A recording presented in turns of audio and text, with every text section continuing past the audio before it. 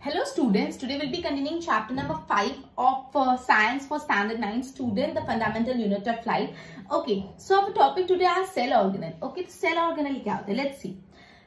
Every cell has a membrane surrounded it to keep its own content separate from the external environment. हर cell के आजू बाजू एक membranes होता है जिससे क्या होता है वो सेल का अंदर का कंटेंट और सेल का बाहर का कंटेंट सेपरेट रहता है. क्लियर? हर सेल के अंदर सेल ऑर्गेनल होता है, हर सेल के अंदर बाजू में एक मेम्ब्रेन्स होता है जिससे सेल के अंदर का कंटेंट और बाहर का कंटेंट सेपरेट रहता है. अब सेल के अंदर बहुत ज्यादा केमिकल एक्टिविटी होती है. जो स्पेशलाइज जो मल्टीसेलुलर ऑर्गेनिज्म के बहुत स्पेशल और कॉम्प्लेक्स सेल होते हैं उसमें बहुत ज्यादा केमिकल एक्टिविटी होती है उस सेल के फॉर्मेशन और उस सेल के स्ट्रक्चर को सपोर्ट करने के लिए. अब ये जो केमिकल एक्टिविटी अलग अलग होती है वो सारी एक्टिविटी को सेपरेट रखना बहुत इंपॉर्टेंट है. ये सारी एक्टिविटी मिक्सअप नहीं हो जाए, इसलिए होता है सेल ऑर्गेनल्स. सेल ऑर्गेनल एक मेम्ब्रेन्स बाउंड ऑर्गेनल होते हैं, मतलब ये ऑर्गेनल जिसके आजू बाजू क्या होता है मेम्ब्रेन्स होता है और हर सेल ऑर्गेनल कुछ अलग एक्टिविटी परफॉर्म करता है. Clear? Okay, actually eukaryotic cells होते हैं उसमें मेम्ब्रेन्स बाउंड सेल ऑर्गेनल होते हैं, लेकिन प्रोकार्योटिक सेल में मेम्ब्रेन्स बाउंड सेल ऑर्गेनल नहीं होते. अभी सेल ऑर्गेनल कौन से होते हैं? जैसे endoplasmic reticulum, lysosome, mitochondria, plastids, then Golgi apparatus, ये सारे क्या सेल ऑर्गेनल है. क्लियर? हम एक एक सेल ऑर्गेनल को डिटेल में पढ़ते हैं. पहले सेल ऑर्गेनल क्या होता है वापस में रिवाइज करा रही हूँ. बोला है कि हर सेल के आजू बाजू एक मेम्ब्रेन्स होता है. ये मेम्ब्रेन्स क्या करता है? सेल के अंदर के कंटेंट को और सेल के बाहर के कंटेंट को सेपरेट रखता है. क्लियर? अब जो बहुत कॉम्प्लेक्स सेल्स होते हैं, लार्ज सेल्स होते हैं जैसे मल्टीसेलुलर ऑर्गेनिज्म की सेल, उसमें बहुत सारी केमिकल एक्टिविटी होती है उस सेल के फॉर्मेशन और उस सेल के फंक्शन को सपोर्ट करने के लिए.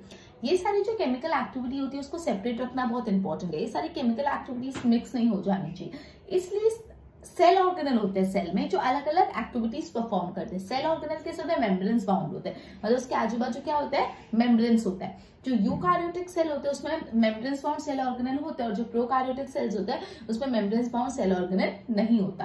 क्लियर हुआ इतना? ओके, अलग अलग मैंने आपको बताया cell organelle, endoplasmic reticulum, Golgi bodies, mitochondria, lysosomes अलग अलग. तो सबसे पहले अपन एंडोप्लाज्मिक रेटिकुलम पढ़ते हैं. क्लियर? चलो, अब एंडोप्लाज्मिक रेटिकुलम जिसको ERP बोलते हैं शॉर्ट फॉर्म उसका, ये एक नेटवर्क जैसा मेम्ब्रेन्स बाउंड स्ट्रक्चर है. कैसे? एक नेटवर्क फॉर्म में, अलग अलग ट्यूब फॉर्म में हो सकता है, या तो राउंड हो जाता है, या तो ऑब्लॉन्ग बैग्स के फॉर्म में होता है. अलग अलग फॉर्म में मेम्ब्रेन्स बाउंड स्ट्रक्चर एकदम नेटवर्क फॉर्म करता है. Clear? ER membranes is similar to plasma membranes. जो ER मेम्ब्रेन्स होता है, ER का जो मेम्ब्रेन्स होता है आउटर मेम्ब्रेन्स, वो कैसा है? प्लाज्मा मेम्ब्रेन्स जैसा होता है. अब ER अगेन दो टाइप के होते हैं, रफ एंडोप्लाज्मिक रेटिकुलम और स्मूथ एंडोप्लाज्मिक रेटिकुलम. जो रफ एंडोप्लाज्मिक रेटिकुलम होते हैं जब उसको आप माइक्रोस्कोप से देखोगे तो वो रफ दिखेगा क्योंकि उसकी सरफेस में राइबोसोम्स अटैच होते हैं. क्या अटैच होते हैं? राइबोसोम्स. ठीक है? ये ribosomes which are present in active cell are the sites of protein manufacture. Basically ribosomes क्या आते जगह होती है जहाँ पे प्रोटीन का मैन्युफैक्चर होता है. क्लियर? और ये जो भी प्रोटीन मैन्युफैक्चर होते हैं वो डिफरेंट सेल के पार्ट में पहुंचाया जाता है. तो ये था रफ एंडोप्लाज्मिक रेटिकुलम. अब स्मूथ एंडोप्लाज्मिक रेटिकुलम क्या काम करता है? बेसिकली वो manufacture of fat molecule, lipids, मतलब जो भी फैट मॉलिक्यूल्स होते हैं, लिपिड्स होते हैं, ये सारा बनाने का काम करता है स्मूथ एंडोप्लाज्मिक रेटिकुलम. ठीक है? Okay, some of these proteins and lipid, ये जो प्रोटीन्स बने, ये जो लिपिड बने, help in building the cell membranes. मतलब ये जो भी प्रोटीन्स होते हैं, जो भी लिपिड है, वो सेल मेम्ब्रेन्स को बिल्ड करने में मदद करते हैं. और ये जो प्रोसेस है उसको हम बोलते हैं मेम्ब्रेन्स बायोजीनीस. क्या बोलते हैं? मेम्ब्रेन्स बायोजीनीस. क्लियर हुआ? ओके, तो बेसिकली जो एंडोप्लाज्मिक रेटिकुलम उसका मेन काम एक ट्रांसपोर्ट सिस्टम का हो गया. ट्रांसपोर्ट सिस्टम किस चीज का? कुछ इंपॉर्टेंट मटेरियल का, स्पेशली उसमें जो प्रोटीन्स होता है उसको ट्रांसपोर्ट करता है बिटवीन वेरियस साइटोप्लाज्म के अलग अलग रीजन में, और साइटोप्लाज्म और सेल के बीच में अलग अलग प्रोटीन्स को ट्रांसपोर्ट करने का काम हो जाता है एंडोप्लाज्मिक रेटिकुलम का. उसके साथ साथ जो एंडोप्लाज्मिक रेटिकुलम है वो एक साइटोप्लाज्मिक फ्रेमवर्क भी प्रोवाइड करता है. दैट इज वो जो सेल की कुछ बायोकेमिकल एक्टिविटी है उसमें मदद करता है. अब जो वर्टिब्रेट्स होते हैं उसमें जो लिवर सेल होता है वो क्या काम करता है? लिवर सेल में जो स्मूथ एंडोप्लाज्मिक रेटिकुलम होता है ना, वो बेसिकली जो पॉइजन होता है और ड्रग्स होते हैं उसको डिटॉक्सिफाई, उसका टॉक्सिक निकालने का, जहर निकालने का काम करता है। तो ये पूरा था एंडोप्लाज्मिक रेटिकुलम। मैं वापस समझा रही हूँ, एंडोप्लाज्मिक रेटिकुलम एक सेल ऑर्गेनल है। ये पूरा नेटवर्क शेप में होता है, नेटवर्क फॉर्म में होता है, ट्यूब हो सकता है या तो कुछ सर्कल फॉर्म में या ओवल फॉर्म में होता है। जो एंडोप्लाज्मिक रेटिकुलम का मेम्ब्रेन्स होता है वो सिमिलर टू प्लाज्मा मेम्ब्रेन्स जैसा होता है। क्लियर? उसके बाद जो एंडोप्लाज्मिक रेटिकुलम है वो दो टाइप के होते हैं, एक होता है स्मूथ एंडोप्लाज्मिक रेटिकुलम और एक होता है rough endoplasmic reticulum, SER and RER। जो रफ एंडोप्लाज्मिक रेटिकुलम है वो माइक्रोस्कोप में हम जब देखते हैं तो रफ दिखता है। क्यों रफ दिखता है? क्योंकि उसके सरफेस पे क्या होता है, राइबोसोम्स होते हैं, और ये राइबोसोम्स जगह है जहाँ पे प्रोटीन का मैन्युफैक्चर होता है, और ये जो भी प्रोटीन मैन्युफैक्चर होता है वो डिफरेंट सेल के पार्ट्स में जाता है। क्लियर? अब जो स्मूथ एंडोप्लाज्मिक रेटिकुलम होता है वहां पे क्या पता है, फैट मॉलिक्यूल्स बनते हैं और लिपिड्स बनते हैं, और ये जो बेसिकली प्रोसेस है फैट्स और लिपिड ये जो लिपिड्स और प्रोटीन है वो सेल मेम्ब्रेन्स बनाने में भी मदद करते हैं, जिस प्रोसेस को हम लोग बोलते हैं मेम्ब्रेन्स बायोजेनेसिस। क्लियर? तो बेसिकली जो एंडोप्लाज्मिक रेटिकुलम है उसकी दो हमने मेन फंक्शन देखी। पहला वो ट्रांसपोर्ट सिस्टम है ऑफ डिफरेंट मटेरियल, और स्पेशली कौन सा मटेरियल, प्रोटीन ट्रांसपोर्ट करता है साइटोप्लाज्म के अलग अलग हिस्से में और साइटोप्लाज्म और सेल में। उसके बाद क्या बोला, जो एंडोप्लाज्मिक रेटिकुलम है वो एक साइटोप्लाज्मिक फ्रेम, ये जो एंडोप्लाज्मिक रेटिकुलम है वो साइटोप्लाज्मिक फ्रेमवर्क प्रोवाइड करता है, मतलब सेल में जो बायोकेमिकल एक्टिविटी होती है उसको सपोर्ट करता है। क्लियर? फिर आपने पढ़ा जो वर्टिब्रेट्स होते हैं उसमें जो लिवर सेल होता है, उस लिवर सेल में जो स्मूथ एंडोप्लाज्मिक रेटिकुलम है वो क्या करता है, जो भी पॉइजन होता है, जो भी ड्रग्स होता है उसको डिटॉक्सिक करने का काम करता है। ठीक है? उसमें से टॉक्सिक निकालने का मदद करता है। अब अपन सेकेंड सेल ऑर्गेनल के बारे में पढ़ने वाले जो है गोल्गी एपरेटस। ये जो गोल्गी एपरेटस है ये किसने डिस्क्राइब किया था? सबसे पहले कैमिलो गोल्गी ने डिस्क्राइब किया था। जो गोल्गी एपरेटस है सबसे पहले इसकी डिस्कवरी की थी कैमिलो गोल्गी ने। Clear? And it consist of system of the membranes bound vesicle arrange approximately parallel to each other in stacks each other in stalk called cisterns। मतलब यहाँ पे क्या बोला है, ये गोल्गी एपरेटस में मेम्ब्रेन्स बाउंड स्ट्रक्चर है जो ऐसे वेसिकल्स फॉर्म में होता है और एक दूसरे से पैरेलल अरेंज होता है इन स्टॉक, जिसको हम सिस्टर्न्स बोलते हैं। ठीक है? CISTERNS। ठीक है? Okay. Basically these membranes often have connection with the membranes of ER। ये जो गोल्गी एपरेटर के मेम्ब्रेन्स है उनका एंडोप्लाज्मिक रेटिकुलम के मेम्ब्रेन से कुछ कनेक्शन होता है, and therefore constitute another portion of complex cellular membrane system। जो भी एंडोप्लाज्मिक रेटिकुलम के नजदीक में सब्सटेंस बनते हैं, सब्सटेंस सिंथेसाइज होते हैं, वो पैक होके डिस्पैच होके अलग अलग टारगेट्स में जाते हैं, सेल के अंदर सेल के बाहर थ्रू गोल्गी एपरेटस। मतलब जो एंडोप्लाज्मिक रेटिकुलम के यहाँ पे अलग अलग सब्सटेंस सिंथेसाइज होते हैं, अलग अलग सब्सटेंस बनते हैं, वो पैक होके सेल के अंदर और सेल के बाहर अलग अलग टारगेट साइट पे जाते हैं थ्रू गोल्गी एपरेटस। क्लियर हुआ? इस फंक्शन इंक्लूड, मतलब गोल्गी एपरेटस का क्या फंक्शन है, स्टोरेज करना, मॉडिफिकेशन करना, पैकेजिंग करना प्रोडक्ट इन वेसिकल्स। जो वेसिकल्स में प्रोडक्ट है उनका स्टोरेज करना, उसका मॉडिफिकेशन करना, उनका पैकेजिंग करना काम होता है। क्लियर? इन सम केसेस कॉम्प्लेक्स शुगर में be made from simple sugar Golgi apparatus. कहीं कहीं जगह क्या होता है, गोल्गी एपरेटस में सिंपल शुगर से कॉम्प्लेक्स शुगर बनाने का भी काम होता है। Clear? And Golgi apparatus lysosomes के फॉर्मेशन में भी मदद करता है। क्लियर? तो गोल्गी एपरेटस सबसे पहले डिस्क्राइब हुआ, उसको बनाया किसने, उसका जो फर्स्ट डिस्क्रिप्शन किसने दिया, कैमिलो गोल्गी ने। इसमें क्या होता है, it is a system of membranes bound vesicle. एक सिस्टम है जहाँ पे मेम्ब्रेन्स वाले से वेसिकल्स होते हैं जो एक दूसरे से पैरेलल अरेंज होते हैं इन द स्टॉक, जिसको हम सिस्टर्न्स बोलते हैं। ठीक है? ये जो एंडोप्लाज्मिक रेटिकुलम का मेम्ब्रेन्स है और जो गोल्गी एपरेटस का मेम्ब्रेन्स है समवॉट कनेक्टेड होता है। तो जो भी एंडोप्लाज्मिक रेटिकुलम के बाजू में सब्सटेंस सिंथेसाइज होते हैं और पैक होते हैं वो अलग अलग टारगेट में भेजे जाते हैं, सेल के अंदर और सेल के बाहर, और ये किसके थ्रू होता है, थ्रू गोल्गी एपरेटस के थ्रू होता है। क्लियर? मतलब गोल्गी एपरेटर का फंक्शन है मॉडिफिकेशन करना, स्टोरेज करना, पैकेजिंग करना प्रोडक्ट का जो वेसिकल्स में, सब्सटेंस का जो वेसिकल्स में मैन्युफैक्चर होता है। क्लियर? कुछ कुछ केस में गोल्गी एपरेटर्स में जो सिंपल शुगर होता है उसको कॉम्प्लेक्स शुगर में भी कन्वर्जन का काम वो करते हैं। दूसरी बात, गोल्गी एपरेटर लाइसोसोम्स को बनाने में, सिंथेसिस करने में भी मदद करते हैं। क्लियर? नेक्स्ट सेल ऑर्गेनल अपन पढ़ रहे जो है lysosomes. Okay, lysosomes are kind of waste disposal system of cell. Cell में जो वेस्ट प्रोड्यूस होता है उसको डिस्पोज करने का काम लाइसोसोम्स करते हैं। ठीक है? लाइसोसोम्स का मेन एक्टिविटी क्या होता है, जो भी वेस्ट होता है उसको डिस्पोज करने का काम। Clear? Okay, Lysosome help to keep the cell clean by digesting any foreign material as well as worn out cell organelle. मतलब अगर कोई भी फॉरेन मटेरियल सेल के अंदर आता है या तो कोई सेल ऑर्गेनल वर्न आउट हो जाता है, उसको साफ करने का काम किसका होता है? लाइसोसोम्स का। ठीक है, तो सेल के अंदर कोई भी फॉरेन मटेरियल आ रहा है या तो कोई सेल ऑर्गेनल पुराना हो जाए तो उस चीज को क्लीन करने का काम होता है लाइसोसोम्स का। ठीक है, foreign material entering the cell such as bacteria or food as well as old organelle end up in lysosomes which break them into small pieces। मतलब सेल के अंदर कोई भी फॉरेन मटेरियल है, जैसे कोई खराब फूड आइटम या बैक्टीरिया आ रहा है या कोई सेल ऑर्गेनल खुद ही बहुत पुराना हो गया है, वो लाइसोसोम्स के अंदर टूट जाते हैं, ब्रेक डाउन हो जाते हैं। Clear? Lysosomes are able to do this because they contain powerful digestive enzymes capable of breaking down all the organic material. मतलब लाइसोसोम से वो ब्रेक डाउन हो जाते हैं। क्यों ऐसा होता है? बिकॉज लाइसोसोम में बहुत ही पावरफुल एंजाइम्स होते हैं जो इन सब सब्सटेंस को ब्रेक डाउन करने में मदद करते हैं। Clear? During the disturbance of cellular metabolism, जब सेल के मेटाबॉलिज्म में कुछ प्रॉब्लम हो रही है, जैसे when the cell gets damage, जब सेल खुद ही डैमेज हो जाता है तो लाइसोसोम बर्स्ट हो जाते हैं and the enzyme digest its own cell. मतलब जब सपोज सेल डैमेज हो जा रहा है तो लाइसोसोम बर्स्ट हो जाते हैं और जो लाइसोसोम्स में एंजाइम्स होते हैं वो खुद के सेल को ही डाइजेस्ट कर लेते हैं पूरा, एंड देयरफॉर लाइसोसोम को क्या बोला जाता है? सुसाइडल बैग बोला जाता है। बहुत ही इंपॉर्टेंट है, लाइसोसोम को सुसाइड बैग ऑफ सेल बोला जाता है। एक्सट्रीम इंपॉर्टेंट, 1 मार्क में भी और गिव रीजन में भी। क्यों लाइसोसोम को सुसाइड बैग बोला जाता है और किसको सुसाइड बैग बोला जाता है? क्यों सुसाइड बैग बोला जाता है लाइसोसोम को?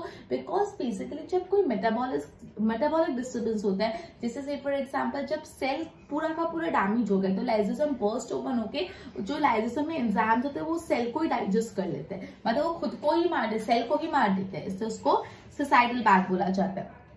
Structurally lysosomes are membranes bound sac filled with digestive enzyme. These enzymes are made by rough endoplasmic reticulum. Basically ये जो lysosomes होते हैं वो एक membranes bound sac जैसे होते हैं। sac के अंदर क्या होता है? enzymes होते हैं और ये enzymes बनाता कौन है? rough endoplasmic reticulum बनाता है। क्लियर? वापस लाइसोसोम समझा रही है। बेसिकली लाइसोसोम में सेल का क्लीनिंग का काम करता है। जब सेल के अंदर कोई भी फॉरेन मटेरियल घुसता है या खुद के सेल ऑर्गेनल वर्न आउट हो जाते हैं तो लाइसोसोम्स क्या करते हैं? ये फॉरेन मटेरियल को या सेल ऑर्गेनल को ब्रेक डाउन कर देते हैं, जिससे उसमें से जो भी खराब चीजें निकल जाती है। अभी कैसे ब्रेक डाउन करते हैं? लाइसोसोम्स के अंदर एंजाइम्स होते हैं, एंजाइम्स इतने केपेबल होते हैं कि ऑर्गेनिक सब्सटेंस को ब्रेक डाउन कर ले। ओके, अब कुछ मेटाबॉलिक सेल्युलर मेटाबॉलिज्म में डिस्टर्बेंस हो रहा है, मतलब से फॉर एग्जांपल सेल ही पूरा डैमेज हो जा रहा है तो लाइसोसोम बर्स्ट ओपन होकर लाइसोसोम की जो एंजाइम्स है पूरे के पूरे सेल को ही डाइजेस्ट कर लेते हैं। इससे उसको क्या बोला जाता है? Lysosomes are known as suicidal bag of cell.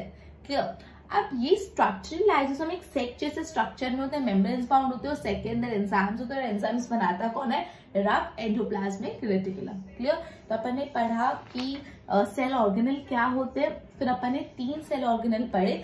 एक पढ़ा अपन ने एंडोप्लाज्मिक रेटिकुलम, एक Golgi apparatus and the other one is lysosome. Next mitochondria, plastids upon complete करते हैं। माइटोकॉन्ड्रिया, प्लास्टिड और वेक्यूल्स। ओके, उसके साथ ये चैप्टर कंप्लीट हो जाएगा। ओके, अब नेक्स्ट टॉपिक है माइटोकॉन्ड्रिया। नेक्स्ट जो सेल ऑर्गेनल के बारे में अपन पढ़ने वाले वो है माइटोकॉन्ड्रिया। तो माइटोकॉन्ड्रिया को सेल का पावर हाउस बोला जाता है। ये भी बहुत इंपॉर्टेंट है 1 मार्क के लिए। डैश और cell organelle is known as power house of the cell. Cell को पावर कहाँ से मिलता है? माइटोकॉन्ड्रिया से। तो माइटोकॉन्ड्रिया को क्या बोला जाता है? माइटोकॉन्ड्रिया को बोला जाता है पावर हाउस ऑफ सेल। ठीक है, The energy required for various chemical activity are needed for life is released by mitochondria in the form of ATP। मतलब जो भी ह्यूमन बीइंग को एनर्जी चाहिए होती है वो कहाँ से रिलीज होती है? माइटोकॉन्ड्रिया से ही रिलीज होती है। मतलब जो सेल में माइटोकॉन्ड्रिया वो ही एनर्जी प्रोवाइड करते हैं अलग अलग एक्टिविटी करने के लिए और ये energy stored in the form of ATP। ATP का फुल फॉर्म है एडेनोसाइन ट्राइफॉस्फेट। ठीक है, अब बेसिकली ये एटीपी को सेल की एनर्जी करेंसी बोला जाता है। क्या बोला जाता है? सेल में जो एनर्जी आती है, एनर्जी करेंसी क्या है? एटीपी। तो ATP is known as energy currency of cell. ये बहुत इंपॉर्टेंट है, फॉर 1 मार्क है। Dash is known as the energy currency of cell, तो ATP is known as energy currency of cell. The body uses energy stored in ATP for making new chemical compound and mechanical work। मतलब अलग अलग mechanical work करने के लिए, अलग अलग chemical compound बनाने के लिए जो बॉडी एनर्जी का से यूज करती है, एटीपी से ही एनर्जी यूज करती है। माइटोकॉन्ड्रिया के 2 मेम्ब्रेन्स होते हैं। ठीक है, जो आउटर मेम्ब्रेन्स होता है वो एकदम पोरस होता है, ठीक है, सॉफ्ट और पोरस, और जो इनर मेम्ब्रेन्स होता है उसमें बहुत सा फोल्डेड होता है, डीपली फोल्ड करा हुआ होता है। क्यों वो डीपली फोल्ड करा हुआ होता है? Because this fold create a large surface area for ATP generating chemical reaction. मतलब ये फोल्ड से सरफेस एरिया बढ़ता है जिससे एटीपी जनरेट करने के केमिकल रिएक्शन इजीली हो पाते हैं। क्लियर? ये जो माइटोकॉन्ड्रिया है बहुत अलग, बहुत स्ट्रेंज सेल ऑर्गेनल है, बिकॉज माइटोकॉन्ड्रिया का खुद का डीएनए होता है और खुद के राइबोसोम्स होते हैं। इसलिए माइटोकॉन्ड्रिया खुद प्रोटीन्स भी खुद ही बनाते हैं। क्लियर? समझा? ओके, मतलब क्या बोले माइटोकॉन्ड्रिया में ये बोला माइटोकॉन्ड्रिया को सेल। ओके, सो माइटोकॉन्ड्रिया में अपन ये पढ़ा, माइटोकॉन्ड्रिया को क्या बोला जाता है? सेल का पावर हाउस बोला जाता है। जो भी बॉडी में एनर्जी चाहिए होती है, जो भी सेल को एनर्जी चाहिए होती है, वो माइटोकॉन्ड्रिया के थ्रू, एटीपी के थ्रू प्रोवाइड होती है। एटीपी एडेनोसाइन ट्राइफॉस्फेट, ठीक है। एटीपी को सेल का एनर्जी करेंसी बोला जाता है। क्लियर? मतलब बेसिकली बॉडी को जो भी एनर्जी चाहिए होती है अलग अलग केमिकल एक्टिविटी, मैकेनिकल एक्टिविटी करने के लिए, वो एटीपी के थ्रू ही मिलती है। अब जो माइटोकॉन्ड्रिया होता है उसमें डबल मेम्ब्रेन्स होता है, सिंगल मेम्ब्रेन्स भी नहीं, 2 मेम्ब्रेन्स होता है। जो आउटर मेम्ब्रेन्स होता है वो एकदम पोरस होता है और जो इनर मेम्ब्रेन्स एकदम डीपली फोल्डेड होता है। वो डीपली फोल्डेड इसलिए होता है जिससे ज्यादा सरफेस एरिया मिले एटीपी बनाने की केमिकल रिएक्शन के लिए। ये जो माइटोकॉन्ड्रिया बहुत डिफरेंट टाइप का सेल ऑर्गेनल है क्योंकि इसके खुद के डीएनए और खुद का राइबोसोम्स है। इस वजह से जो माइटोकॉन्ड्रिया वो कुछ प्रोटीन्स भी खुद बना सकता है। क्लियर? अब आ जाते हैं प्लास्टिड्स में, ठीक है। प्लास्टिड के बारे में पढ़ते हैं। तो प्लास्टिड सबसे पहले ध्यान रखना सिर्फ प्लांट सेल में होते हैं, एनिमल सेल में प्लास्टिड्स नहीं होते। ये चीज का ध्यान रखना। आपको ट्रू और फॉल्स में पूछ सकते हैं, do animal cell contain plastids और बिग नो, ठीक है। सिर्फ प्लांट सेल में ही प्लास्टिड होता है। प्लास्टिड भी 2 टाइप के होते हैं, एक होता है क्रोमोप्लास्ट और दूसरा होता है ल्यूकोप्लास्ट। जो क्रोमोप्लास्ट होता है ना वो कलर्ड प्लास्टिक होता है और जो ल्यूकोप्लास्ट होता है वो कलरलेस है, तो व्हाइट कलर के प्लास्टिड्स होते हैं। क्लियर? ओके, तो जिस प्लास्टिड में ग्रीन कलर का पिगमेंट होता है वैसे प्लास्टिड को क्या बोला जाता है? क्लोरोप्लास्ट बोला जाता है। जिस प्लास्टिड्स में ग्रीन कलर का पिगमेंट होता है वैसे प्लास्टिड्स को क्लोरोप्लास्ट बोला जाता है। क्लोरोप्लास्ट फोटोसिंथेसिस में बहुत यूजफुल होते हैं। अभी जो क्लोरोप्लास्ट होता है उसमें ग्रीन कलर का पिगमेंट भी होता है और दूसरे कलर के भी थोड़े बहुत पिगमेंट प्रेजेंट होते हैं। क्लियर? ये जो ल्यूकोप्लास्ट है, ल्यूकोप्लास्ट में बेसिकली स्टार्च, ऑयल, प्रोटीन, इन सब का जो सिंथेसिस है वो ल्यूकोप्लास्ट में होता है। क्लियर हुआ? ओके, अब जो प्लास्टिड का इंटरनल ऑर्गेनाइजेशन है ना उसमें बहुत सारे न्यूक्लियस मेम्ब्रेन्स होते हैं, बहुत ज्यादा न्यूमरस मेम्ब्रेन्स होते हैं और ये सारे जो मेम्ब्रेन्स है एक साथ एम्बेडेड होकर स्टोमा बोला जाता है। स्टोमा। क्लियर? ये जो बेसिकली प्लास्टिड होता है उसमें बहुत सारे मेम्ब्रेन्स होते हैं और ये मेम्ब्रेन्स साथ में मिलकर क्या बोलते हैं? उनको स्टोमा। ठीक है? ओके, प्लास्टिड का जो appearance it is quite similar to mitochondria. Plastids के भी खुद के डीएनए और राइबोसोम्स होते हैं जिस वजह से वो खुद प्रोटीन्स बना पाते हैं। ठीक है, तो वापस प्लास्टिड्स जो होते हैं सबसे पहले ध्यान रखना सिर्फ प्लांट सेल में होते हैं, एनिमल सेल में नहीं होते। प्लास्टिड्स 2 टाइप के होते हैं, क्रोमोप्लास्ट और ल्यूकोप्लास्ट। क्रोमोप्लास्ट बेसिकली ऐसे प्लास्टिड होते हैं जो कलर वाले होते हैं और ल्यूकोप्लास्ट व्हाइट कलर या कलरलेस प्लास्टिड्स होते हैं। ओके, जिस प्लास्टिड में ग्रीन कलर का पिगमेंट होता है उस प्लास्टिड को क्लोरोप्लास्ट बोला जाता है और क्लोरोप्लास्ट फोटोसिंथेसिस में मदद करते हैं। क्लियर हुआ? ओके, जो क्लोरोप्लास्ट होता है उसमें ग्रीन कलर के पिगमेंट के साथ साथ और दूसरे कलर के पिगमेंट्स भी होते हैं, ऑरेंज, व्हाइट और ऑरेंज, ब्लू, अलग अलग कलर के। ठीक है, ल्यूकोप्लास्ट में बेसिकली स्टार्च, ऑयल, प्रोटीन, इन सबका सिंथेसिस होता है। ओके, अब बेसिकली जो प्लास्टिड होता है उसमें बहुत सारे मेम्ब्रेन्स होते हैं, सारे मेम्ब्रेन्स एम्बेड होकर एक साथ स्टोमा बोला जाता है। क्लियर? ओके, प्लास्टिड का जो स्ट्रक्चर है सिमिलर टू माइटोकॉन्ड्रिया जैसा स्ट्रक्चर है। क्लियर? जैसे माइटोकॉन्ड्रिया में खुद के डीएनए थे वैसे राइबोसोम्स और डीएनए थे, वैसे प्लास्टिड्स में भी खुद के डीएनए और राइबोसोम्स है। अब आ जाते हैं लास्ट सेल ऑर्गेनल में जो है chromosomes, vacuole. Okay, vacuole and storage sac for solid and liquid content. जो भी सेल का सॉलिड कंटेंट होता है और जो भी सेल का लिक्विड कंटेंट होता है वो कहाँ पे स्टोर होता है? वो स्टोर होता है वैक्यूल्स में। ठीक है, वैक्यूल्स एनिमल सेल में बहुत छोटे होते हैं, वेरस प्लांट सेल में वैक्यूल्स बहुत बड़े होते हैं। ध्यान रखना, एनिमल सेल में वैक्यूल्स बहुत छोटे होते हैं, वेरस प्लांट सेल में जो वैक्यूल्स होते हैं बहुत ज्यादा बड़े होते हैं। क्लियर? मतलब 50 से 90% ऑफ जो प्लांट सेल का कंटेंट है वो वैक्यूल से भरा हुआ होता है। In plant cell vacuole are full of cell sap and provide rigidity to the cell. जो प्लांट सेल होते हैं ना उसमें वैक्यूल में बहुत ज्यादा सेल का सैप होता है और जो प्लांट को रिजिडिटी है ना वो प्रोवाइड करते हैं। Clear? Many substance of importance in life in the plant cell are stored in vacuole. मतलब प्लांट सेल में जो ऐसे सब्सटेंस होते हैं जो उनकी लाइफ के लिए इंपॉर्टेंट है वो वैक्यूल में स्टोर होते हैं। दीज इंक्लूड कौन कौन से, जैसे एमिनो एसिड हो गया, शुगर हो गया, अलग अलग प्रोटीन्स हो गए, ये सब। ठीक है? जो सिंगल सेल ऑर्गेनिज्म है जैसे अमीबा, उसका जो फूड वैक्यूल है contain the food item that amoeba has consumed. Amoeba जो सिंगल सेल ऑर्गेनिज्म उनका फूड वैक्यूल होता है। उनके फूड वैक्यूल में क्या होता है, जो भी खाना उन्होंने कंज्यूम करा होता है वो अपने फूड वैक्यूल में रखते हैं। ठीक है? In some unicellular organisms, specialized vacuole also play an important role in expelling excess water and waste material from cell. Okay, तो बेसिकली वैक्यूल एक ऐसा जगह है जहाँ पे सॉलिड और लिक्विड चीजें स्टोर होती है। जो प्लांट सेल होता है उसमें वैक्यूल बहुत बड़ा होता है, वेरएस एनिमल सेल में वैक्यूल्स बहुत छोटे होते हैं। प्लांट सेल में 50 से 90% of the content vacuole occupy करते हैं। क्लियर? उसके बाद जो प्लांट सेल में पूरा सेल का जो सैप होता है वो वैक्यूल में होता है और उससे प्लांट को रिजिडिटी मिलती है।